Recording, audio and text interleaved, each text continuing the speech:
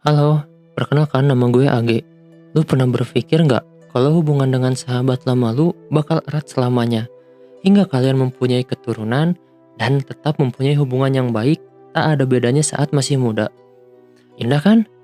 Tetapi, hubungan itu yang tak terjadi di Iran dan Amerika. Bahkan dulunya, militer Iran disupport penuh oleh Amerika. Tapi lihatlah sekarang, mereka saling ancam, bahkan satu dunia khawatir akan perang mereka berdua. Kalian pasti penasaran, penyebab mereka perang seperti ini dan gue tekankan, ini tidak ada hubungannya dengan Palestina. Memang sepertinya Israel ini negara yang tidak suka berunding dan mengobrol secara baik-baik. Jadi, apa yang menurut mereka berbahaya, pasti langsung diserang. Dan mereka mungkin merasa mampu melawan Iran karena selama ini intimidasi terhadap Palestina begitu kuat. Namun Iran tidak sedang membela Palestina. Dia hanya mempertahankan harga diri dan melakukan perlindungan diri atas perlakuan Israel terhadap wilayah dan masyarakatnya.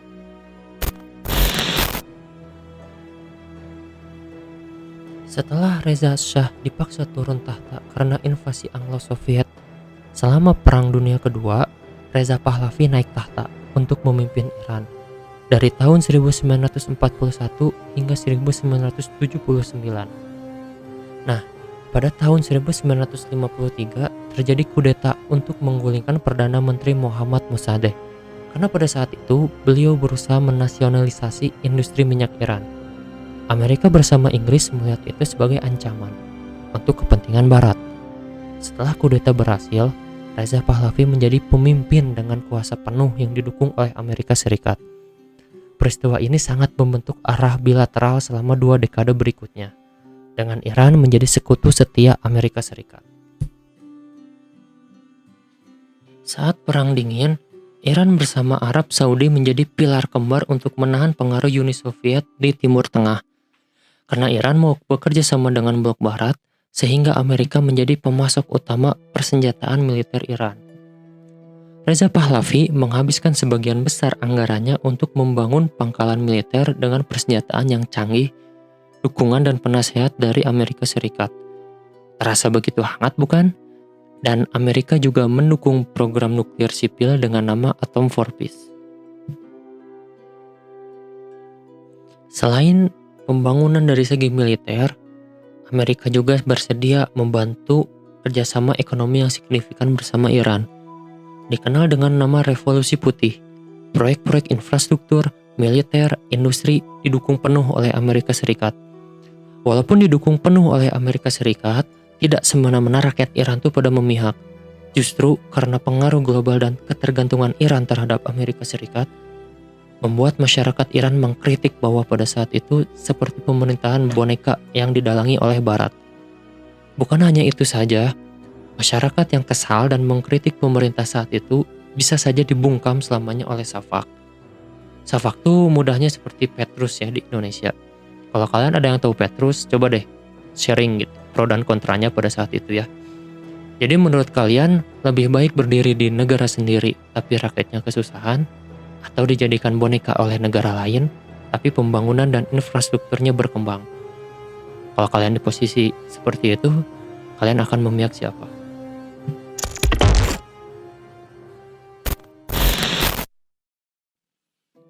Revolusi Iran 1978. Yang tadi gue udah jelasin, ketidakpuasan dan kekecewaan mendalam terhadap pemerintah Reza Pahlavi yang awalnya membuat pergerakan kecil dan terisolasi menjadi gerakan massal tak terbendung sehingga terbentuknya Republik Islam Iran. Ada beberapa bentuk protes massal dan demo yang besar terutama setelah pemerintahan Reza Pahlavi memfitnah Ayatollah sebagai agen rahasia dan dibunuhnya para demonstran di kota suci Qom. Untuk lebih detail tentang demonstrasi yang terjadi di kota Qom, gue buat video terpisah aja karena timeline yang begitu panjang. Pada akhir tahun 1978, setelah Reza Pahlavi hilang kendali atas negara, pemerintahan silih berganti. Namun tidak ada yang mampu meredam para demonstran kala itu. Setahun kemudian, pada tahun 1979, Reza Pahlavi yang sudah mulai sakit-sakitan, sudah kehilangan dukungan domestik maupun internasional, membuat dia memutuskan untuk kabur dari Iran dan mengakhiri masa monarki Pahlavi. Pada 1 Februari 1979, kembalinya Ayatollah Khomeini setelah 14 tahun pengasingan.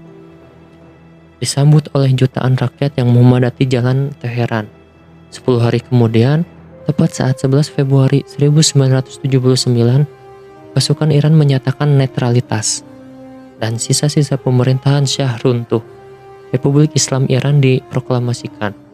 Gelombang revolusi 1978 adalah bukti kuat bagaimana ketidakpuasan rakyat yang terakumulasi dipicu oleh kombinasi politik, ekonomi, dan sosial budaya dapat menggulingkan rezim yang tampaknya kokoh.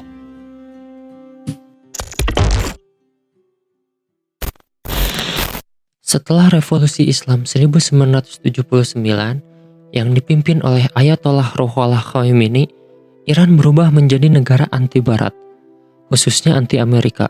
Revolusi ini menumbangkan kekuasaan Pahlavi yang kemudian melarikan diri ke luar negeri, dan Amerika memberikan perlindungan medis kepada Pahlavi di Amerika Serikat. Hal ini memicu kemarahan rakyat dan pemerintah baru Iran. Krisis Sandra Iran 1979 hingga 1981, para mahasiswa Iran yang loyal pada Khomeini menyandra 52 diplomat dan warga Amerika di Kedutaan Besar Amerika Serikat di Teheran selama 444 hari. Ini menjadi salah satu momen paling krusial dalam memburuknya hubungan kedua negara. Pemutusan hubungan diplomatik sejak krisis tersebut, Amerika dan Iran tidak memiliki hubungan diplomatik resmi. Ini gue kasih timeline singkat pasca hubungan Iran dan Amerika setelah revolusi 1979. Tinggal di pause aja ya.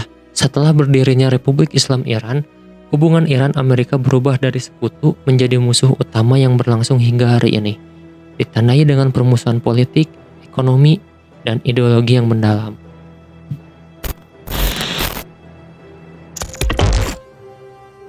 Hubungan antara Iran dan Amerika Serikat bukan sekedar kisah tentang dua negara yang berselisih.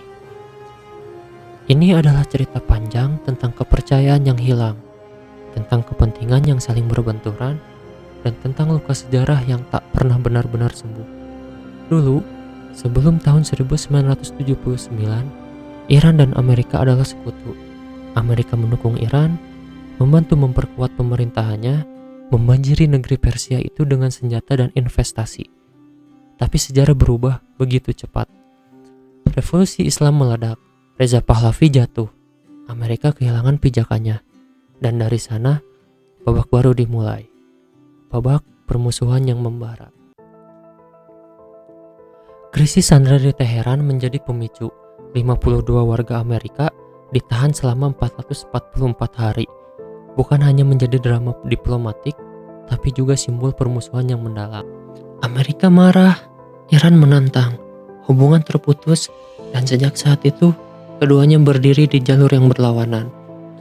Tahun-tahun berlalu, tapi bukannya damai.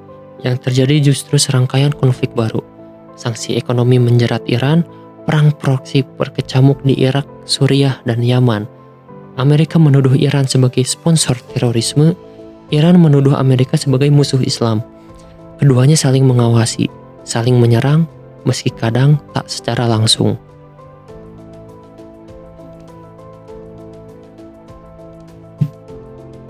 Bahkan, ketika secercah harapan muncul melalui perjanjian nuklir tahun 2015, harapan itu pupus ketika Amerika di bawah Presiden Trump memilih keluar.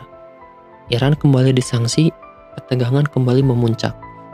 Lalu dunia terhenyak ketika Amerika membunuh Jenderal Qasem Soleimani, sosok penting di militer Iran. Serangan balasan pun terjadi. Dunia menahan nafas. Apakah ini jalan menuju perang besar? Tetapi perang besar yang tak pernah benar-benar meletus.